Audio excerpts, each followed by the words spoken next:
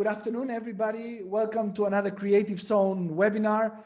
Today's topic is the future of e-commerce, and we have an outstanding group of speakers and panelists. We have with us Julia Jackle. She's the CEO and co-founder of Creative 971. We've been working with Julia through a partnership with Creative Zone over the last couple of months. Julia, it's a pleasure to have you here with us. Yeah, thank you. Thank you to be here as well. I mean, maybe a bit to myself, as Lorenzo already introduced, Creative 971 is a purely e-commerce agency, 360-degree, whatever you need for your e-commerce business. We only focus on Shopify as a platform. So that's where we come in, and happy to be here, yeah. Excellent. Thank you, Julia, for that. Marius Ciavola, CEO of Tradeling. Marius, we've been reading a little bit about this exciting project that you have in hand. We understand it's a bit of a up-and-coming player, very strongly coming through in the UAE with what you're doing. Welcome to this webinar, and thank you for taking part. Yeah, thank you so much, Lorenzo. I'm really excited and happy to be here. Just a bit about Tradeling, right? We're set to become the dominant business-to-business marketplace in the Middle East and North Africa. And we were originated as part of the Dubai 10X initiative, and together with a few, I think it's around 24, 25 other key projects, we will help bring Dubai 10 years ahead of any other city in the world, right? And our mandate is very clear. We will help improve trade and increase economic activity in Dubai and UAE or MENA region in general. Excellent, excellent. Well, thank you for that, Marius. It's a pleasure to have you with us. And last but not least, Ramy Assaf. Ramy is the CEO and co-founder of Zbooni. Ramy, you've been in the cover of Entrepreneur Middle East magazine and many other magazines. You've disrupted sort of the payment solutions industry here for e-commerce companies. Ramy, it's a pleasure to have you with us, and thank you for joining. Thanks for having me. The pleasure is mine, and I'm glad to be here with such an esteemed panel. And yourself, Lorenzo, thanks for the opportunity. Thank you, Ramy. All right, so, well, my name is Lorenzo Jooris. I'm the CEO of Creative Zone. We are the largest business advisory company in the UAE. We've been in existence for 11 years, and we have helped over 44,000 entrepreneurs set up their companies, obtain their licenses, trade licenses to operate their companies, whether it's an e-commerce, media and marketing, any type of activity, general trading. And we also support people with getting their residency visas, and among many other services. So today's topic, the future of e-commerce. And let's get started with you, Julia. If we could perhaps have a bit of an intro, where do you see the role that e-commerce has been playing in the last 1 or 2 years in the UAE economy? What is the kind of companies and projects that you've seen being developed over the last few years here in the UAE?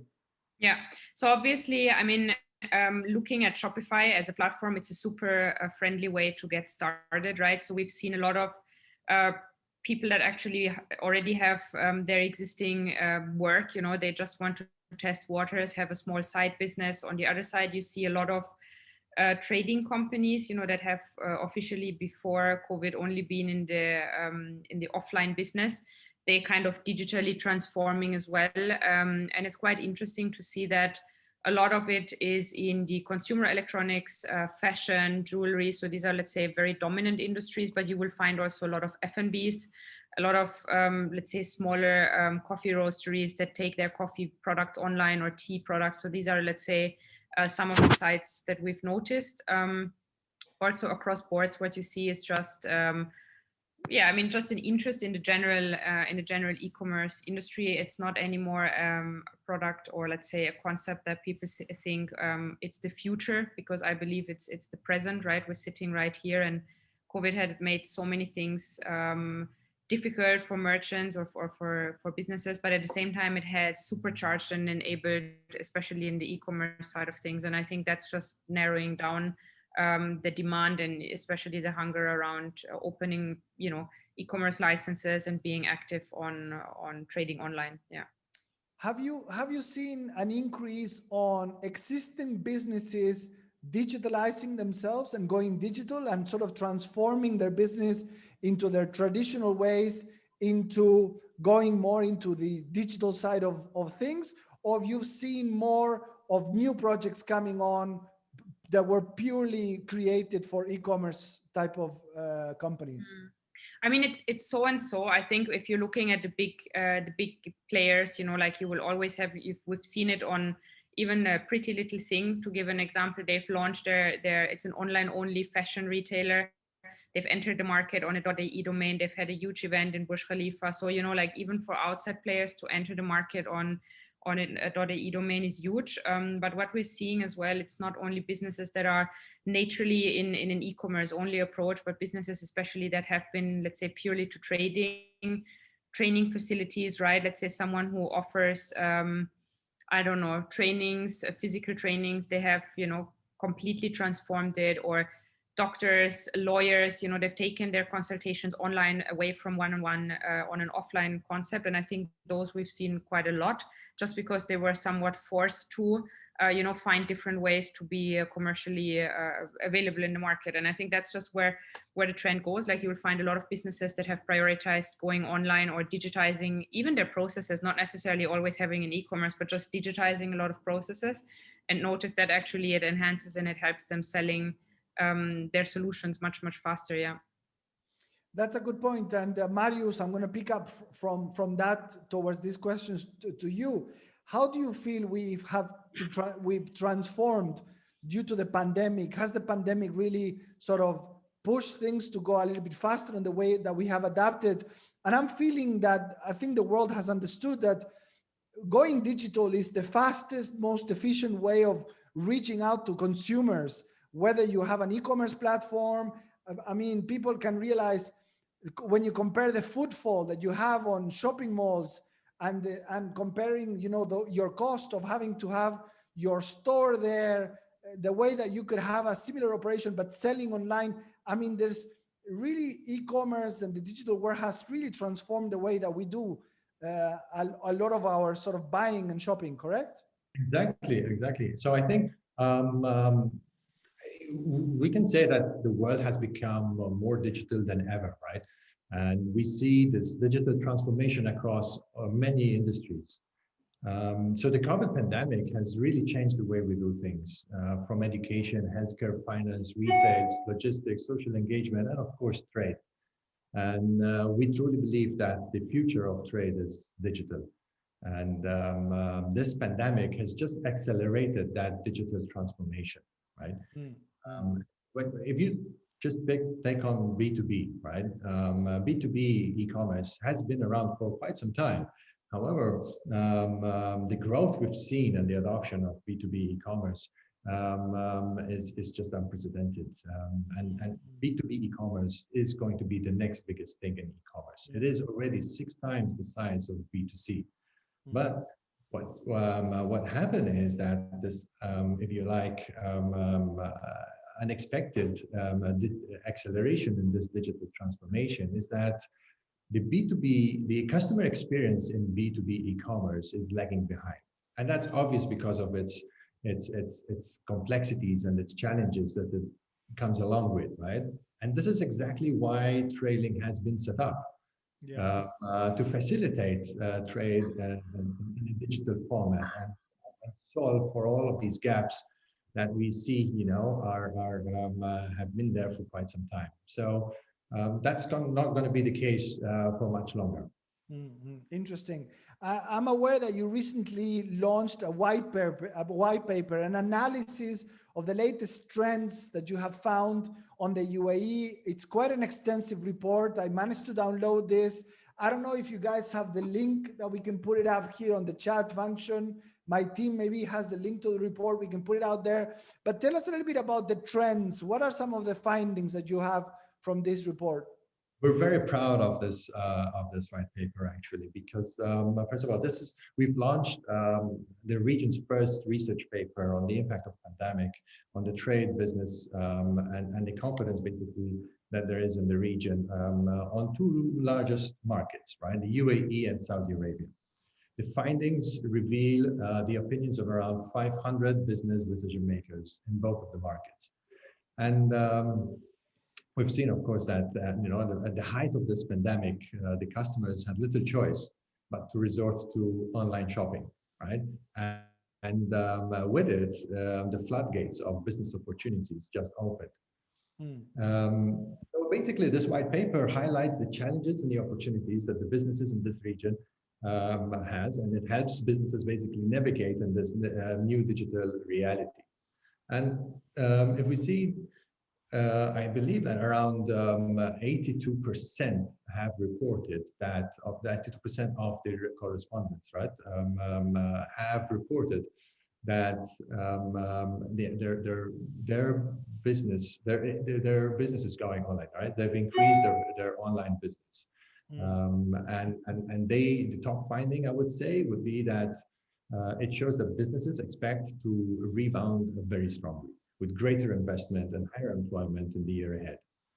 Excellent, excellent. Well, we're going to touch upon this white paper a bit more throughout the session and hearing a little bit more about the trends. Now, Ramy, when it comes to the challenges that a lot of these e-commerce companies have faced as we go along, you really managed to solve very crucially one of them, which was the issue of payments. You are considered a bit of one of the fathers of the payment industry, online payment industry here in the UAE. Tell us a little bit about Zbooni and what were some of these challenges that you have fixed in the market? Sure. So just to comment, to add to some of the points being made, we've been talking about it in the context of, from a business standpoint, the need or urgency to go online, and that adoption, how quickly it's accelerated after COVID.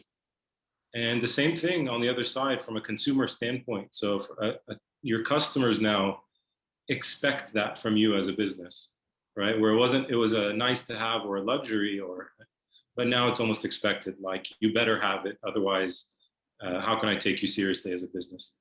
And we see that happening, like for example, the tap to pay. If you go back 18 months, that was, like a big deal. And now it's what percentage? It's more than 50% of the transactions in person are tap to pay. So that adoption occurs very quickly. And the challenge we saw during the pandemic and even before was that a lot of business today tends to think in a very binary context, meaning I'm either going to be offline and I'm going to have a brick and mortar presence, or I'm going to have an e-commerce solution, or I may have both. And with Zbooni, we've identified a space in the middle. And what we mean by that is it's very commonplace now for a business, especially small businesses, to leverage social media to put their products and services on display. From a customer standpoint, from that point, I can then directly engage with you as a consumer, and I can expect to purchase these products. I have questions. I want to get reassurance around when does this deliver? What is this material made out of? Or how many are in stock?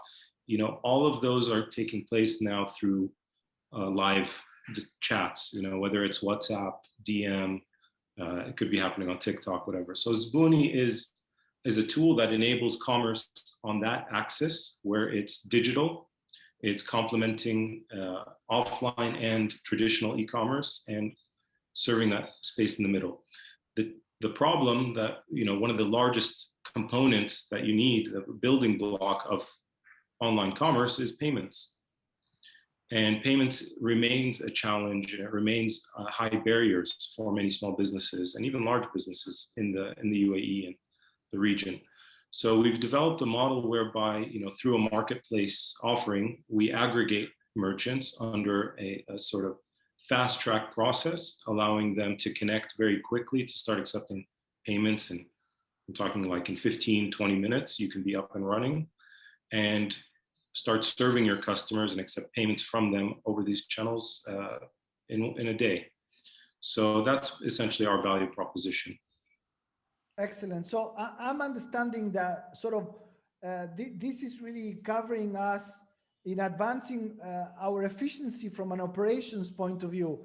I've seen that a lot of the industry is going into this direction. A lot of people started e-commerce platforms, but now how do they become more efficient from a payment point of view, from a logistics point of view? Even to give an example, I think about 4 or 5 weeks now, I ordered these little toys online for my kids, and I'm still waiting for them. And I think as a consumer, you start realizing, well, now you need to start choosing between the people that truly have, 24-hour delivery or better payment solutions. Anything that you can add on this, Ramy? I think, like I was saying, business, there was no e-commerce more than, 15, 20 years ago, right? It was a novel idea in the late 90s. And business up to that point was done person to person or B2B, or, there's two people at the end of the day that are doing a transaction. Yeah. And just because we're talking about e-commerce doesn't mean we need to lose that sense of engagement. Yeah.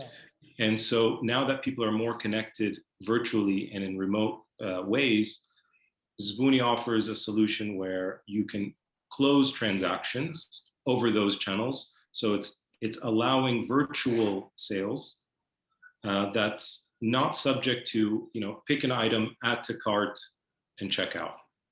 Right? That's an experience where it's a human interacting with a website. That's not how commerce was designed, so business is still, two people at the end of the day that need to kind of agree on something. Yeah. So that's one of the areas we see. And I'm not saying that this is superior or instead of e-commerce. It's because some categories e-commerce works extremely well, right? And you guys know, electronics and these sorts of things. I just want to go get the new iPhone and add it to cart and have it delivered to my residence as quickly as possible, or quick service or diapers. But a lot of things don't fit into that commodity description. So a lot of service-based businesses, they don't have a product off the shelf you can just order. It requires scheduling, it requires customization, it requires something bespoke. So that's where the human touch comes back to commerce. Yeah. And there's space for that, to accommodate for that. So when you walk into a retail environment and you walk into a mall and someone greets you at the store and someone helps answer your questions, and it's not you scan and go for everything. So we're replicating, or we're seeing that that's the indigenous behavior. People still want to interact. And so we want to find ways of complementing traditional e-commerce with that sense of assisted checkout, you call it. I can see that the industry, it's needing to add all these new ingredients that the sort of more traditional businesses were including from the past. Issues to do with the customer experience, customer relations things. Marius, I can see that you have a point that you would like to raise on this topic. I would like to echo what Ramy has said, right? Because at Tradeling, we can relate to this as well. We could not really facilitate trade without trying to replicate to a certain extent, that face-to-face or in-person kind of interaction. So for that, we had to innovate a little bit on behalf of the customer. Today, we have a negotiate capability on the platform where you have buyers who are interested to buy items on our platform that from sellers who are outside of the UAE, right? And they can just negotiate on the platform where one just gives a counter offer of what the price is revealed on the platform. And then the seller could either agree or come back with even another counter offer. And to the point of the payments, that's another thing we had to solve for.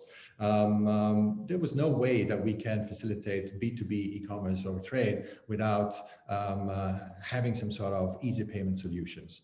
Right, and for that we've launched a buy now pay later. Today, customers can get up to 60 days to pay, whilst the seller gets paid immediately.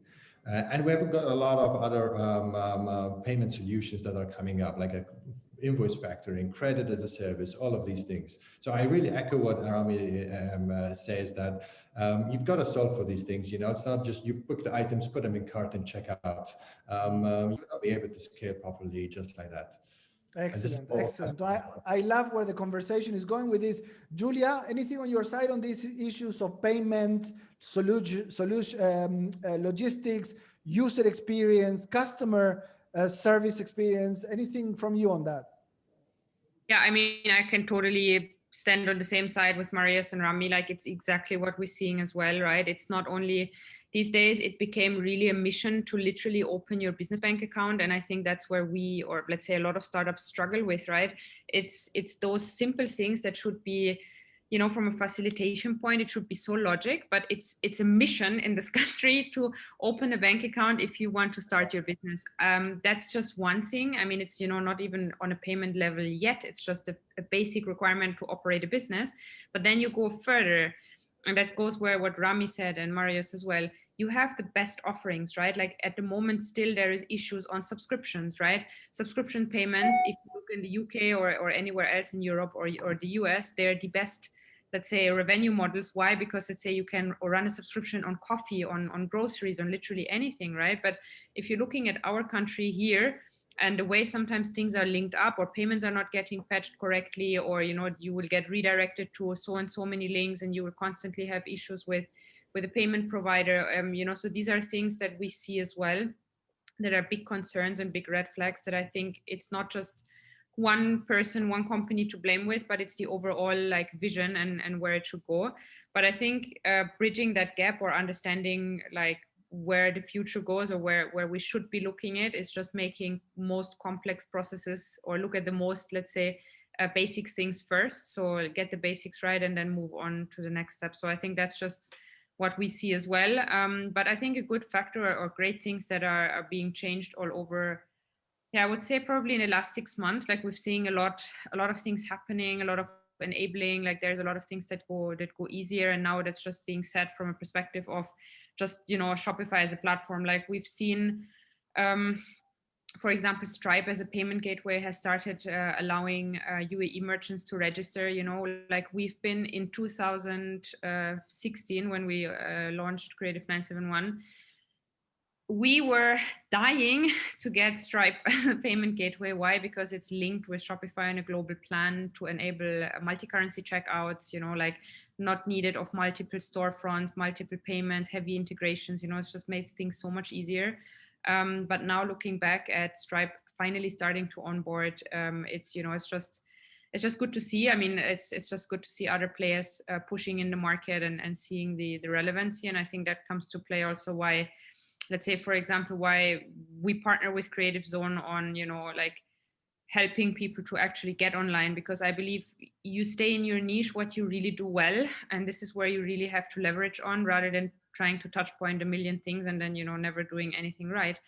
And I think that's where it comes down to, on a payment level, on communication, on building a sales strategy, on having a team that really goes beyond. And it doesn't necessarily have to be your in-house team, you know, like if you have a mentor, or if you have a person that has physically, you know, or mentally been through that, make advantage of that. Like there is no need to you know, approach everything my way or the highway. So this is just a mission, like what I've learned, what I've seen in the past 6 months, or even longer, but, you know, like it's been quite rapid changes in the last month. Excellent. Thank you, Julia, for that. So to the attendees, we have 120 attendees there on the list so far. I would like to start inviting people to put their questions. You can either do it here on the chat section or the Q&A box. I'm going to be reading from there. There's quite a few good things coming in on there already. I see Asma says, I just set up my Zbooni an hour ago. Amazing experience. Well done for that.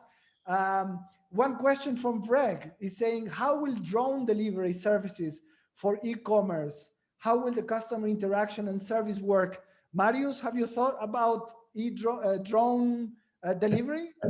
Well, before joining Tradeling, I was the head of logistics, right, for Amazon and the MENA region. So you could say a thing or two when it comes to delivery of products. You know, that was often discussed, you know, at Amazon, and it's just, I think, you know, there's no limits. We've always tried to find ways, innovative ways on how to get products delivered to our customers as fast as we can, right?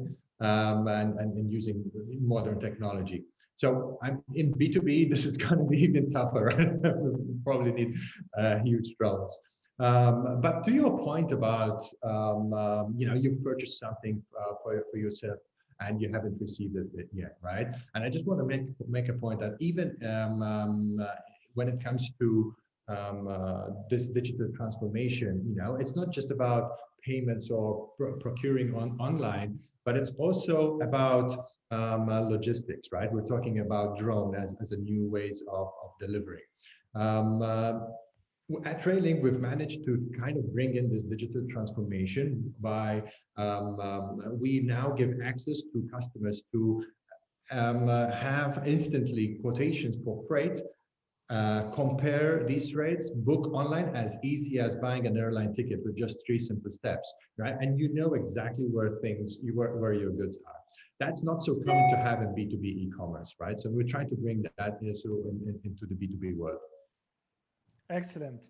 Another good question from Jay is saying, how can we lead more focus on manufacturing companies which were into printed labels, only B2B, not B2C?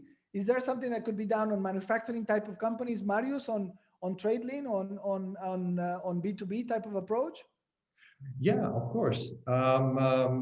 So one thing at Tradeling is that we also facilitate for private label, right? Now we give access to our customers to manufacturing companies, and we help them throughout the process on creating their own brand, printing, having their own label on the products that they would like to buy. Not only that, we help them get them registered and compliant, basically, to be imported into the region, which is a feat in itself, right? It's very challenging. So we do that on behalf of the customer. Excellent. I'm being told by our tech team, we also have 160 people connected on the Facebook Live. Wow. And 120 people here. So it's a good audience. Thank you for those that are connecting. Keep on sending us your questions. We would like to hear more about what queries you might have for this great panel that we have. Now, Ramy, we wanted to discuss about the importance of social selling and how do you go about marketing your e-commerce platform. Let's say you're up and running, you got your product. I understand one of the biggest challenges is how do you differentiate yourself? How do you put a word out there about what you do and who you are? Good question. I mean, I think for the most part, social is becoming an integral part of every marketing strategy. And why not? It's an open platform and you can scale as far as wide as you want, so long as you're producing the right content and you can attract people.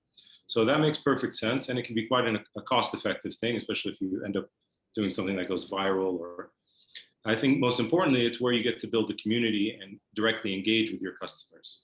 And this is an interesting one because going back to our previous point, and for a lot of the people, a lot of the attendees today, I think we need to have a reality check for a moment here, because there's this idea in our heads that e-commerce is this wonderful magic solution. It's going to be this pill, and once I swallow it, I just grow my business and everything's wonderful. The reality is that customer interaction remains critical. Every touch point matters. Every piece of content you produce matters. And it's very difficult. So let's talk about numbers for a moment. A very well performing e-commerce website would experience something like, and Julia can verify this, something like a 2% conversion rate. That would be quite good. And Marius can tell you, even at Amazon, they didn't get much higher than that. And that means you're doing a good job. That means that 2 out of every 100 visitors to your website is actually going to purchase something. What else you should know and what else you should expect is that it's very likely that 75% of carts get abandoned on your website. And so we have to ask ourselves why. Why is that the normal behavior with e-commerce? And so it's not this thing where once I set it up, I'm going to go to sleep and I wake up and I have all these orders and I just made all this money in my sleep. There's a lot more to that. In fact, setting up the website is probably the easy part, right? Mm-hmm. It's all the stuff that Marius is talking about and what you're asking about now. That's the hard part. Mm. And for that reason, it's very critical that you value each incremental sale. And if it takes you 5 or 10 or 20 minutes to talk to your customer, get to know what they need, understand them better, serve them on a personal level, and they're going to take the time to WhatsApp you and give you that inbound sort of interest, if you will, don't think you're above that. Okay, that's an important sale. And there's an 80% chance that you can close that sale. And if they're talking to you and they're getting all the answers they need, that cart abandonment issue goes away. They're more comfortable. And now you might find that the basket size, because you're able to upsell them and cross-sell other items that might suit them. So if we add these dynamics to the interaction, your basket size, for us, it's closer to 1,000 dirhams, which is much higher than a typical e-commerce platform. And rightfully so. It's because you've gone the extra mile to serve the customer and talk to them and engage with them. They're more comfortable and they're going to spend more with you.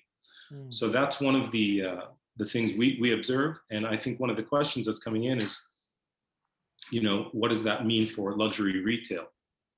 And if you go talk to any luxury retailer out there, they have, their CRM, and they have their general list of customers, and then they have their VIP list. And those are their top spenders. And those top spenders, guess what? Most of that interaction is happening over WhatsApp. That's how people like to be served, and that's the channel they prefer. And so if you're connecting with them over those channels and you can sell a luxury handbag over that channel, why not?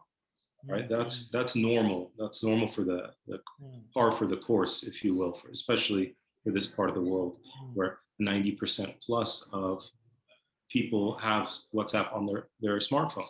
That's more than than email clients are installed on smartphones. So that goes to show, pay attention to those channels, because they will bring your business to the next level if you leverage them correctly. But I can sense that there is quite a few elements of pressure from different angles, like the traditional businesses. You're talking about issues, spending time to listen to your clients. But when you look at a traditional e-commerce business, is felt that it's built on low margins, because you are thinking that you're going to build something that is, of high turnover, let's say, of high volume. So you tend to think, okay, high volume business, high turnover, low margins, but at the same time, I need to spend quite a lot of money to be able to reach the target audience. And now you're adding, you need to spend a lot of time on customer service, listening to your clients. So it's quite it sounds like it's not such an easy gig as people might think it is. There's a lot of pressure on the system. Julia, what could be your sort of comments on that? I mean, you advise hundreds of startups that get going. Are these some of the challenges that they're having? Is it to do with marketing? Is it to do with the way that they deal with their customer flow? Yeah, certainly. I mean, especially when you start out, you probably have not started a business before, but we even see that with the SME businesses, that especially when they tap into e-commerce at the beginning, that they don't really know where to position themselves. Or, I mean, I would even go with what Ramy said and the question on luxury retailers, or even Sonia's question after in terms of personalization, how important is that? I would say it's the alpha and omega of marketing. If, let's say, even, you just have to look at yourself. And this is how I always advise people, like, look at your own behavior. If you open your phone probably after this session, how many SMS with ad do you have in your phone?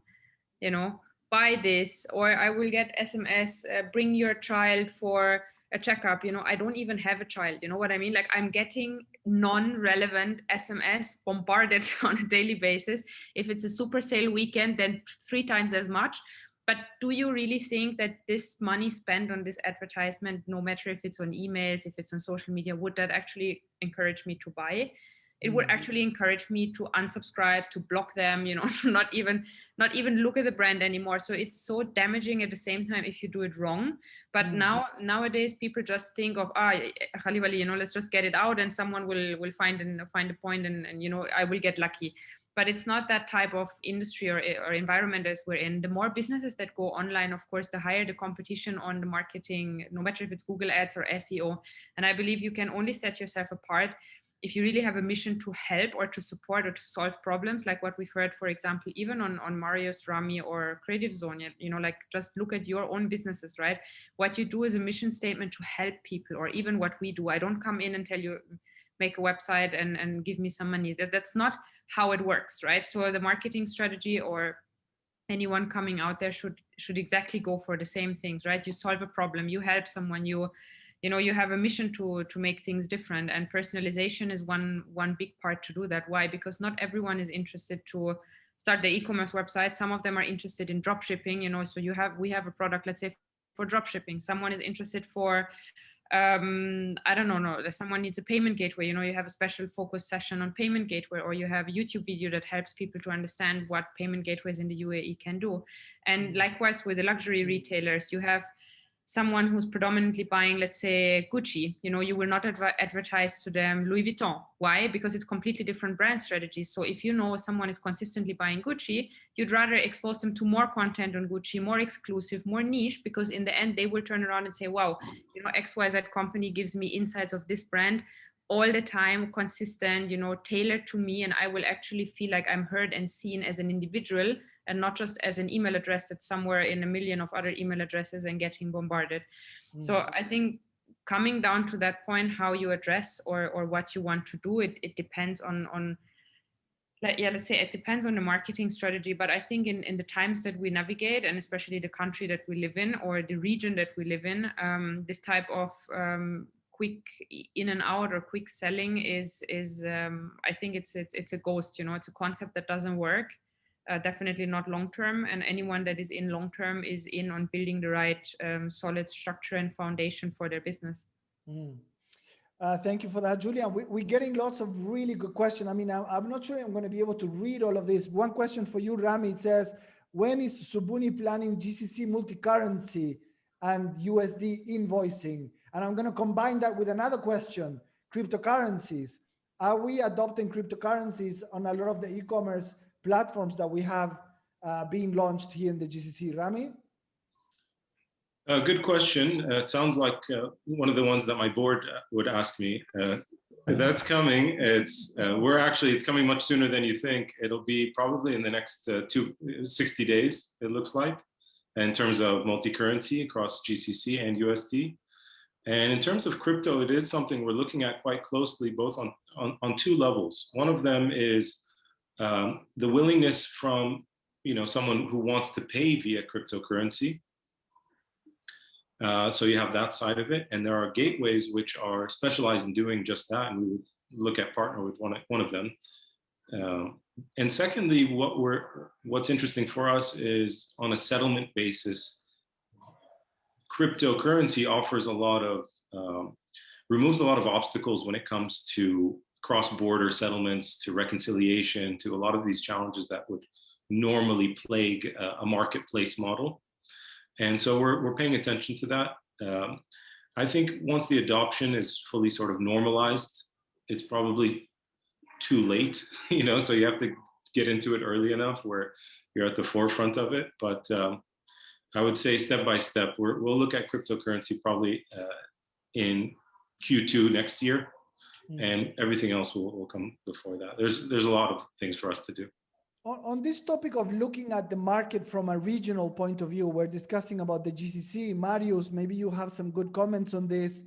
Traditionally, when you are looking to set up, let's say, an e-commerce platform here, is it recommended to look at a market from a nation point of view? Let's say I'm going to create something that is going to cater for the UAE market, or do we need to be looking regionally at what the GCC has to offer? Or would that become too dispersed, and meaning then in the end, I'm jack of all trades and I'm not really good at one specific place? What's the approach that people looking at this webinar should be considering? Yeah, whilst I think there are a lot of, there's a lot of common ground between the countries within this region. However, I think what would make one company more successful or more effective in the market that they're in is the closer they are to the customer, right? The more sensitive they are to their needs. And whilst, you know, the countries could be similar in one way or another, but I think they're also different, right? And during my time at Zook, you know, this couldn't be any stronger, right? Whatever we did in UAE may not necessarily have worked in Saudi. We had to make sure that we are sensitive to the market. And similarly, here at Tradeling, we do the same. We cater for all of the MENA region, and the customers we have in Saudi are not, they have different needs than the ones that are here in the UAE. So I would recommend that whilst having a bigger scope to cater for the region, be very sensitive to the local market, right? That being of the country that you're in. That was what I would recommend. Excellent. Michael is asking you a question directly. Marius says, I'll be directing my question to Marius. My products has been uploaded on Tradeling.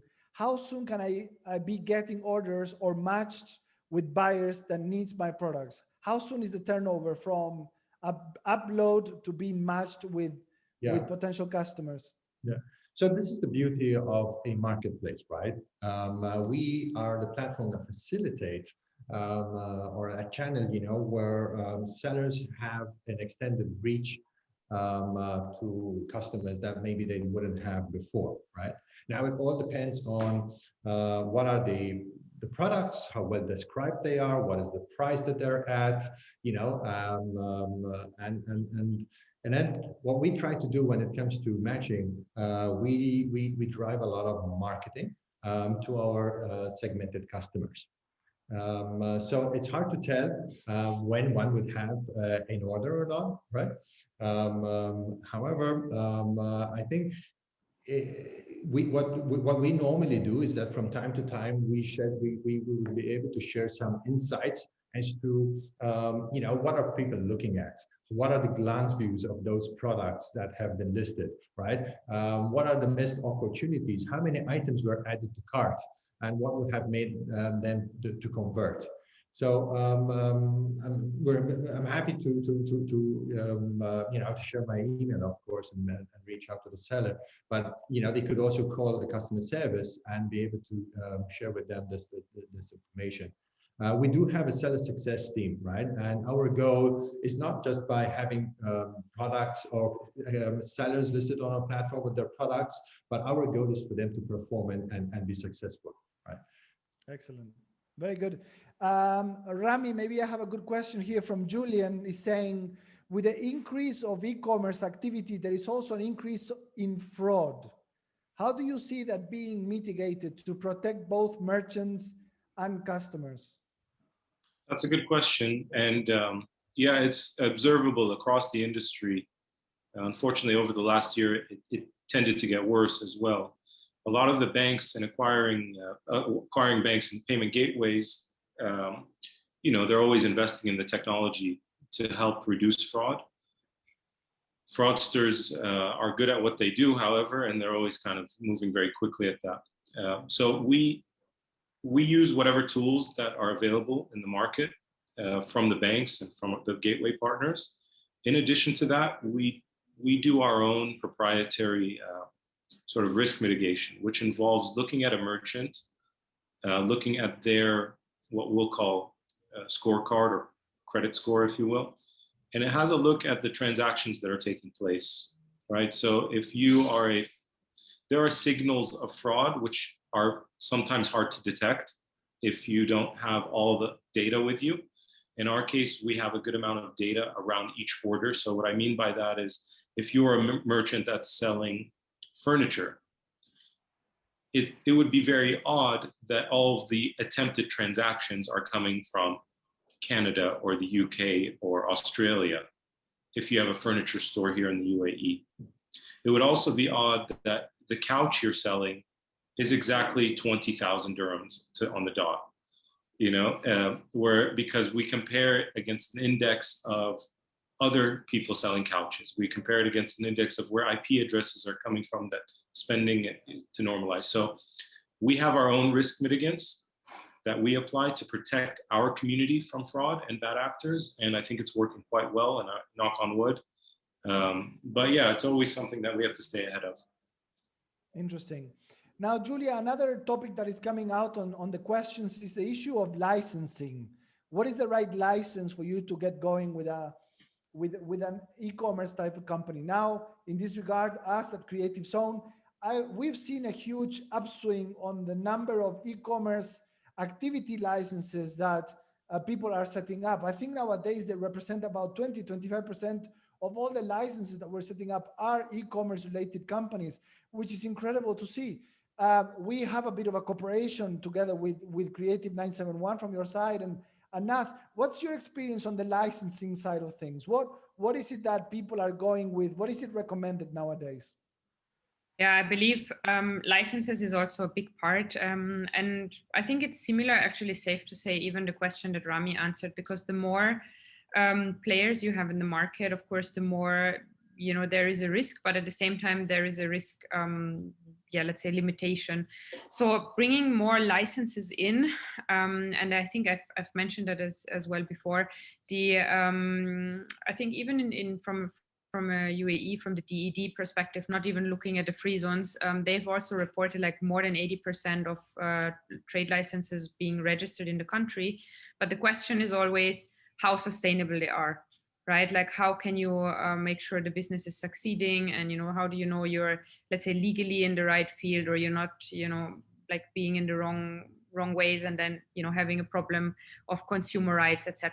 So everyone looks at the positive things, like opening a business, nice, yes. Getting started, nice, yes. But like also the management, what we always advise: have your right terms and conditions, have your warranties, the legal policies, have them vetted by a lawyer. Don't just go copy and paste from any other website. Like make them relevant to your industry and as well to your product. So here it obviously makes sense, to take that money in the hand, because in the end it's kind of your insurance or your health insurance for your business in the end, if you want to say so. But having said that, licenses itself are, we're not a company license registry. So that's why, Lorenzo, as you said, we collaborate with you on that. And I believe in terms of e-commerce, what we just have to be sure is, and that's where probably the collaboration comes in play, it depends on what the client wants. If it's a purely retail, distribution of products, it's different than if you're manufacturing products at home and selling them. So there's a different liability, different risk. And I think that just needs to be said. So the more in detail you know about the product or the offering you want to bring to the market, the more in detail you know about it, the better we can then step in, advise, and help you protect that business going forward. Excellent. For any of the attendees that would like to learn more information about licensing options for future e-commerce businesses, please feel free to reach out to us. I think our admin team can put out a landing page where people can suggest to want to receive more information on e-commerce packages. We're happy to send you all the breakdown and the fees and everything.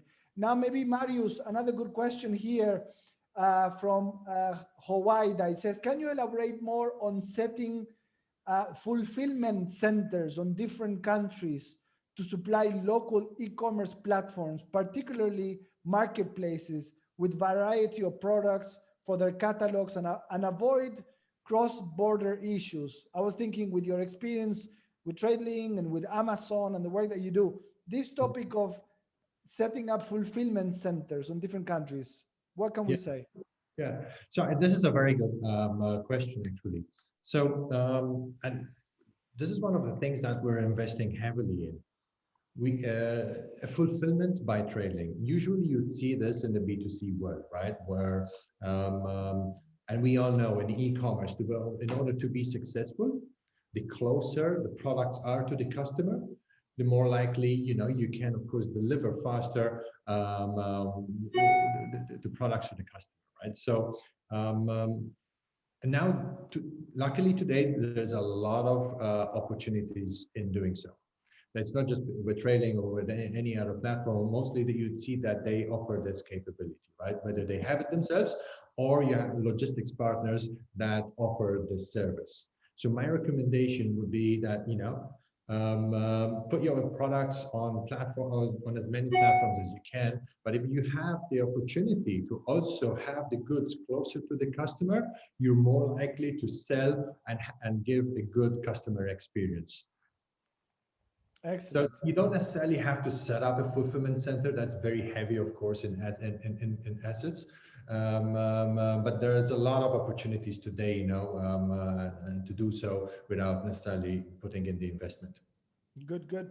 Well, we have 7 minutes left. I'm reading a few more questions. It says, what are the factors, maybe this is for you, Julia, since you kind of specialize a bit on this, is saying, what are the factors we need to consider to decide how large should we start the business? Should we take small steps quickly and achieve small results, or should we strengthen the setup to have smooth operations and wait longer to achieve bigger results? What's the advice when you're launching an e-commerce business? Do you advise people start small and grow from there, or you need to tell people you need to go out with a big bang, because if not, the market is not going to react to whatever you have in offer?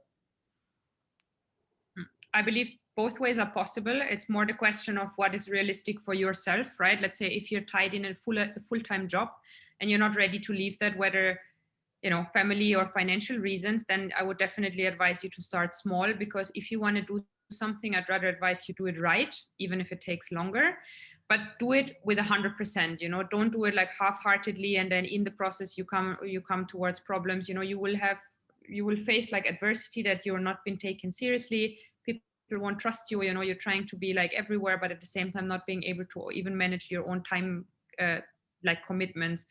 I believe where does it make sense to start in with a bigger investment or with a larger bang is something like, as an example, like the giving movement, right? It's a sustainable business. It was new. Like a lot of people were not familiar with sustainable businesses and the giving back concept. Now, if you look at them, how they've entered the market, how many exposure they have in terms of press releases, etc., and where they are basically literally everywhere, not only through marketing placements or ad spends, but as well from the press, the media, like they keep the momentum going.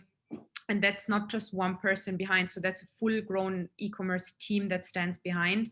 So here it's just to say, if you have the resources and the mission and the strategy to make that happen, I definitely advise you to go with a big bang if you believe in that. But if you do not have the resources, or you have at one certain point a commitment where you cannot dedicate, let's say, at least 5 to 6 hours every day, 100% on that topic, then don't do it in a big bang. Rather do it in a smaller way, grow sustainably, and then consistently, because it's not just I come in big today, but where are you in six months? This is exactly the topic I was touching on earlier with the licenses. And I think maybe Lorenzo, you would even be able to share some insights, like how many people are actually renewing licenses, how many people are going in, carrying forward in so many years. And I can even probably talk about this on my own. When we started the business, we started, I don't know, even with a free zone license, we didn't even have an onshore license in the beginning. And, we kind of kept going year by year, and now being in the 6th year of operation. So it's more about seeing it as a marathon. For example, if you want to train for a marathon, you don't burn everything in the first 100 meters. So this is a bit of more a statement, I think, that makes sense to logically plan it out. Yeah. Nice. Good advice. Good advice. Ramy, another point I wanted to bring up during today's session was you recently raised $5 million in Series A for Zbooni. There's a lot of e-commerce startups on this chat in this webinar. What recommendations would you give for people that are looking to fundraise for their startup e-commerce businesses? Good question, and I think it's actually connected to the previous one. And I'll tell you why, because I think a lot of people believe that they can only do their business if they've received a lot of capital. And then when they receive all the capital, that's when they're going to make this big bang in the market.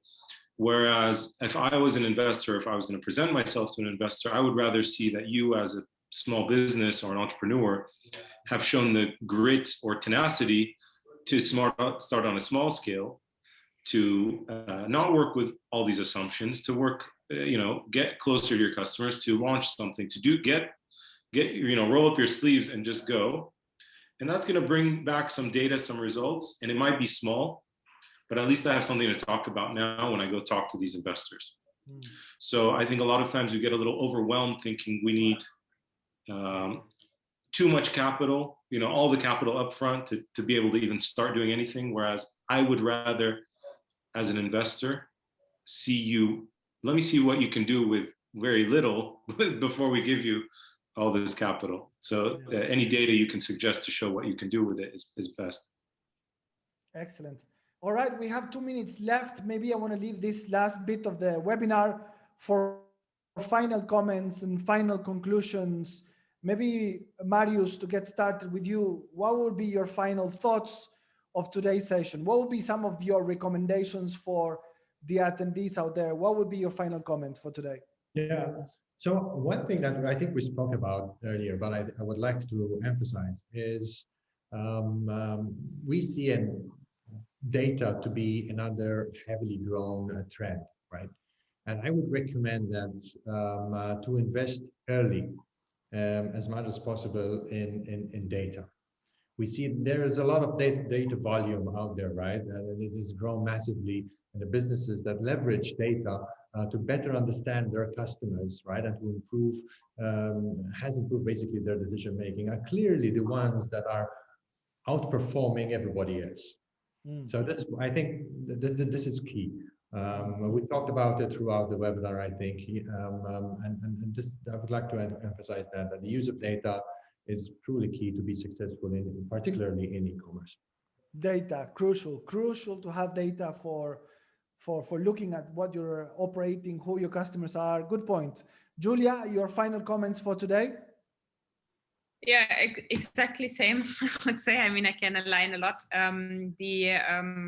Yeah, I mean, data readings are the A and O. If you look why Amazon is so big as they are today, because they take every decision data driven, not a single one emotional. And I think you have your Shopify reports, you have your Google Analytics, so just make it happen. If you don't know how to contact us, we can help. But really, this is a powerful tool that we live in and a powerful world, and use it. And thank you for everyone. And yeah, I think as you can see, like most of the messages were aligning across ourselves, like Marius, Ramy, you know, I've met them the first time today, but I believe on a mission or mindset where we understand each other. It's just as if we've never talked about anything else. So really thank you for that as well, Lorenzo, again. Great. Thank you, Julia, for that. Ramy, your final thoughts on today? I think it's never been easier to start your own business. I think there's never been a better time to start your own business. If you're on the fence and you're overthinking it, stop, just go for it, just do it. What's the worst that can happen? You know, have some courage. It tends to favor fortune tends to favor the brave. So have a little courage and get out there and do it. Excellent. So we're getting a lot of questions whether we're going to be sharing the full session of today on video. We will also include in this emailer the 3 profiles on LinkedIn of Marius, Julia, and Ramy, so that if you would like to reach out to them through LinkedIn, I think it's the safest way. If you guys want to share your emails, you let us know and we'll put your email addresses to the full attendee list. But to all the attendees, to the panelists, Marius, Julia, Ramy, thank you so much for being here with us from our side at Creative Zone. If there is anything that we could do to help in any aspiring entrepreneurs that want to set up an e-commerce company, come to us. We will help you throughout, and we will introduce you to amazing people like Marius, Julia, and Ramy on how they can also support your journey into launching your own companies. Again, thank you to everybody. Thank you, guys. It's been a real pleasure. It's been lots of fun, a lot of good info, and we look forward to engaging more with you all. Thank you so much. Thank you. Thank you so much. Thank you. All the best. Bye-bye.